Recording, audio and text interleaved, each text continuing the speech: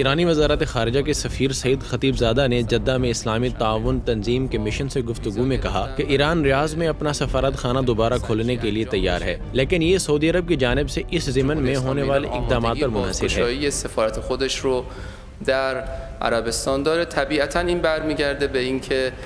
عربستان سعودی چه اقدامات عملی رو انجام میده و سعید خطیب زادہ کا کہنا تھا کہ ایران سفارت خانہ کھولنے کے لیے تمام ضروری اقدامات انجام دینے کے لیے تیار ہے۔ یاد رہے کہ دونوں حکومتوں میں سفارتی تعلقات، یمن پر سعودی جارحیت، حج واقعات، 2016 میں شیعہ عالم دین شہید باقر النمر کے بہیمانہ قتل اور تہران میں سعودی سفارت خانے پر حملے کے بعد ختم ہو گئے تھے۔ واضح رہے کہ ایران اور سعودی عرب کے درمیان سفارتی تعلقات کی بحالی اسلامی ممالک کے لیے خوش آئند ہے، لیکن دونوں ممالک کا اسلامی اقدار کو مقدم رکھتے ہوئے امت اسلامیہ کی فلاح کے لیے اقدامات کرنا ضروری ہے۔